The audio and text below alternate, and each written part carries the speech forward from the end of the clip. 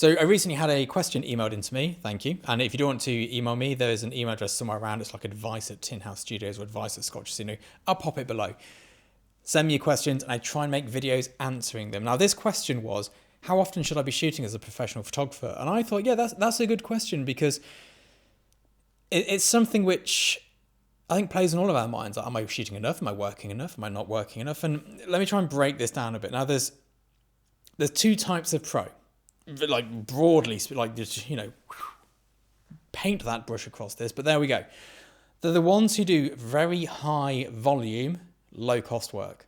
So pack shot studios where they do the product shots, or like high volume work when you're charging low money, but you're doing a lot of it.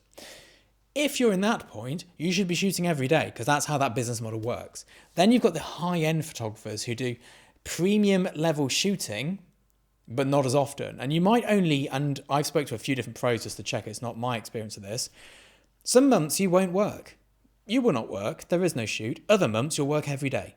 And it is like that. That is how it goes. You have dry periods and you have busy periods. And that is really normal. And that's why you charge what you charge, so you can float yourself through those bits. Part of being a freelance is being free. And they're paying you the privilege to be available when they want you, and not to have to pay you sick pay, holiday pay, insurance, all the rest of it for the rest of the year. That is why you're a freelancer.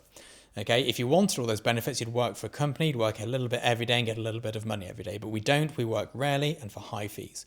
Now, obviously, the dream is to work every day at a high fee, but two things. One, that's never going to happen. And two, if you did that, the stress of these high-paying jobs, you will not live a very long life. Now, you see this forehead I've got here? It used to start about here. And as my jobs got bigger, my forehead sort of grew in size. And you can tell how well my career's going by how much bigger my forehead's getting.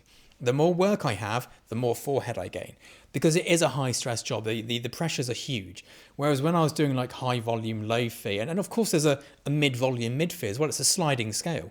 There was that also slight loss of hair going on. But there we go. So that's from the paid point of view. But here's the important bit, and it's test shoots. And I've done a video on test shoots as well. So it's either already out or not. I don't know if you know this, but I batch film. So it's Saturday today and we're doing 6 weeks worth of videos, because that's the next time I have a Saturday free to do more videos. So test shooting should happen as often as possible. Now, that is not to say test shoot every day. Some of them take more planning. Some of them need more logistical work going into them. And some of them are just, I've got a bowl of seashells I'm going to shoot. But there should always be, you should either be shooting, planning to shoot, thinking of ideas for the plans to shoot, or finishing off a job with editing. There should always be something in the personal work going on as a professional photographer. Now, if you're doing the high volume, low pay stuff, you're probably not doing that. That's kind of a different business altogether. The sort of portrait sittings all day long, the headshot sittings all day. That's a very different business model. Yes, you should still find some time to improve your skills, but it's not the same as when you're doing high money, low volume. They're two very different worlds. And I think here's what's interesting. As a pack shot studio doing the like high volume, low pay stuff, you can make a huge amount of money. Huge.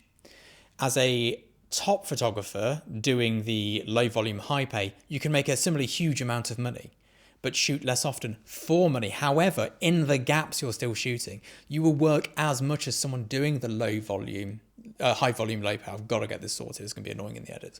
But the two ends of the spectrum, you're probably making similar money and shooting similar amounts. It's just a different way of working. One's more creative. One has higher stakes involved in each job. One is less creative, and the stakes are much lower. But both of them, you're working just as hard. So in terms of how much you should be working, always be working. Always be working on something.